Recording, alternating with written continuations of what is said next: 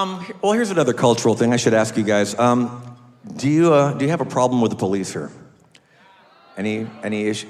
You see, okay, I personally don't have a problem with the police.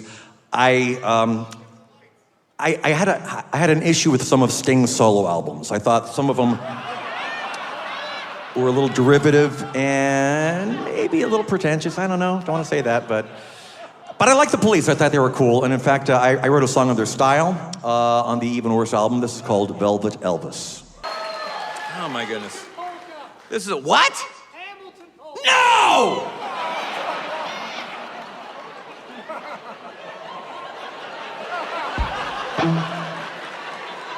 Okay.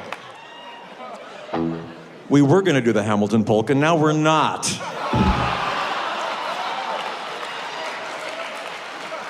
Because I don't want to encourage people like you. See where that got you? Okay. No!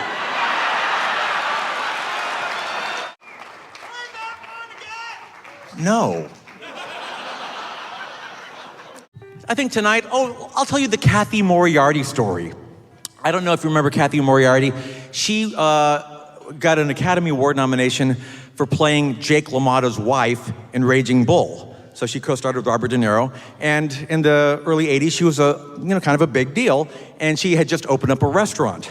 Now, my friend Joel Miller, who was my college friend that we named the kid in the oatmeal pit after, he said, hey, there's a new restaurant in town, let's check it out. So we went to dinner there, and during the meal, Kathy Moriarty comes over. Now, I have to preface this, I'd seen Raging Bull, but I did not connect that this was the star of Raging Bull, and she wanted to see, how our dinner was going. I should also preface this by saying that she was wearing kind of an outlandish 80s outfit. She had these big shoulder pads with like epaulets on them, and looked kind of nautical. And when she came over and said, hi, I'm Kathy Moriarty, my brain put that together, and I thought she was goofing on me. I thought, oh, she said Captain Moriarty. This must be like a Long John Silver kind of theme restaurant. It must be some kind of kooky. She's doing a bit with me. I really thought she was doing a bit. So she comes over, the star of Raging Bull, hi, pleasure to meet you, I'm Kathy Moriarty. And I said, aye, aye, Captain.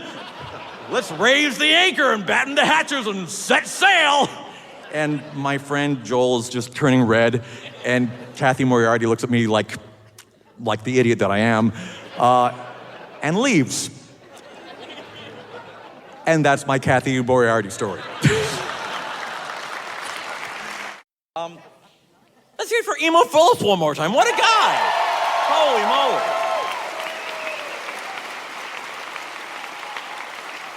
What a treat to be riding in a bus with Emo Phillips for 4 months. Right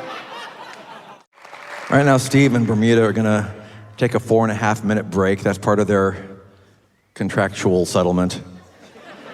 They leave the show for 4.5 minutes every night so they can watch cat videos on YouTube. I don't know why.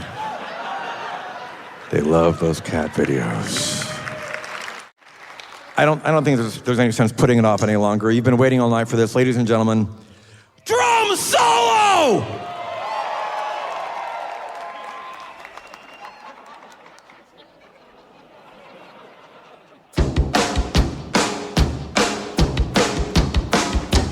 My drum solo.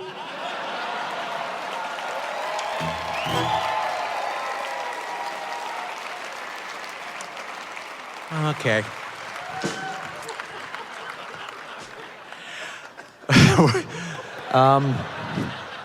Drum solo!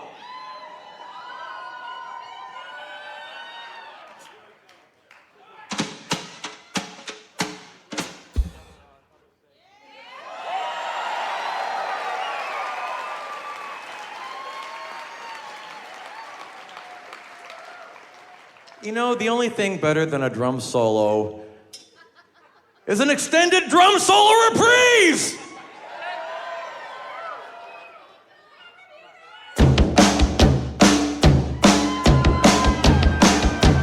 My drum solo reprise. I get the feeling you guys are waiting for something. There's this kind of palpable frustration out there, and I think I know what it is, and I apologize it's taken us this long. Let's just get this out of the way. Ladies and gentlemen, drum solo! Anything except for My Sharona. Oh, except. Oh, not that. Sorry. Got it.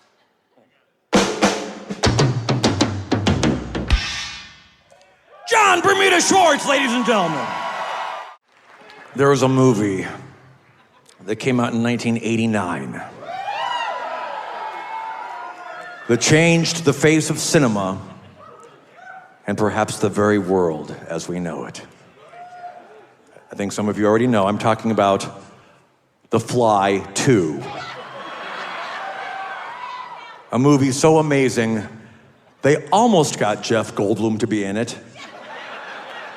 But apparently he was busy, so Eric Stoltz replaced him, and I don't think anybody could tell the difference, frankly. Right now we'd like to do a song off of the Fly 2 original motion picture soundtrack. This is Help Me, Help Me, I'm a Fly Again. But we don't know that song, so instead, we're gonna do the title track to UHF. Right now, Steve and Ruben are gonna leave us because part of their contract, they have 4.5 minutes during the show to get a pedicure, so. Okay, we're gonna do a deep cut from the Polka Party album,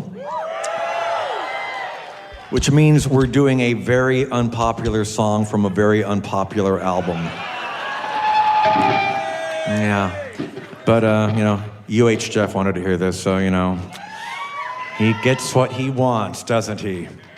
I have to say, I heard this song on an airplane once. I was flying somewhere, and they had a comedy channel on the in-flight entertainment, and this particular song was in the lineup, and I thought, well, that's odd. That's a really, really obscure song for them to use on a comedy show. And as I was listening to it, all of a sudden, it just jumped right in the middle of the song. Like, not like a good edit, like a really jarring edit. I was like, wow, what in the world did they do that for? And I was trying to think, what did they cut out? And it was the line, a 747 crashed into my den.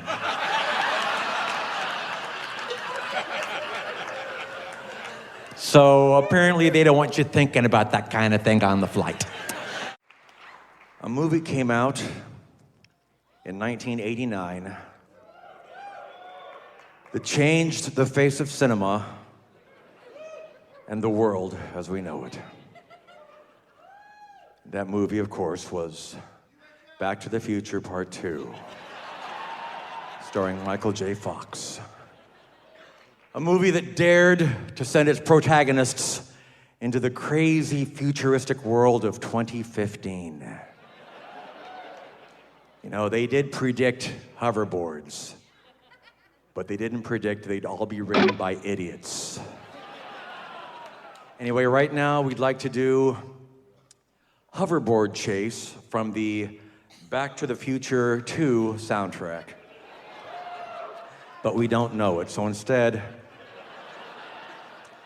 we're gonna do the title song from UHF. For the next song, I thought we'd maybe do a little bit of a guessing game. I'm going to give you a series of 10 clues, starting with a really hard clue and getting progressively easier, and we'll see how long it takes you to figure out the name of the song. If you know the song, just shout it out, but wait until you think you know. Okay, ready for this? Okay, clue number 1. See? We were going to play that, but now we're not.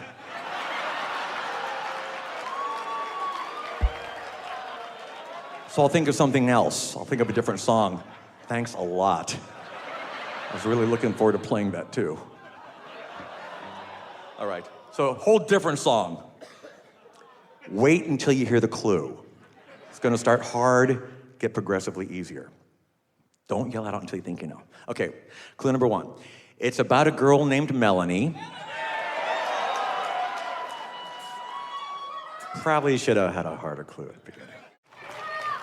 At this point, I'm not sure why, but part of Steve and John's contract for this tour is they have to leave for 4.5 minutes during every show to have their uvulas scraped. I'm not sure what the point of that is, but it's in the contract. Yeah, it's time to go. Go do it. Have fun. Right now, I would like to hear our drummer, John Bermuda Schwartz, recite the story of Little Suck-a-Thumb.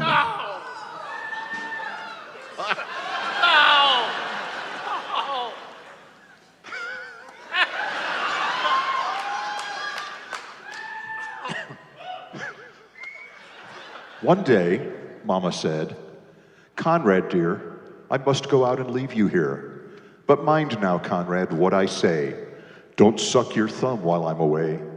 The great tall tailor always comes to little boys that suck their thumbs, and ere they dream what he's about, he takes his long sharp scissors out and cuts their thumbs clean off, and then you know they never grow again." Mama had scarcely turned her back. The thumb was in. Alack, alack. The door flew open, in he ran, the long red-legged scissors man. "Oh, children, see, the tailor comes to naughty little suck-a-thumb." Snip, snap, snip, the scissors go, and Conrad cries, "Oh, oh, oh."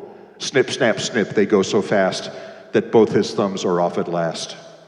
Mama comes home, there Conrad stands, looks quite sad and shows his hands. "Ah," said Mama, "I knew he'd come to naughty little suck-a-thumb."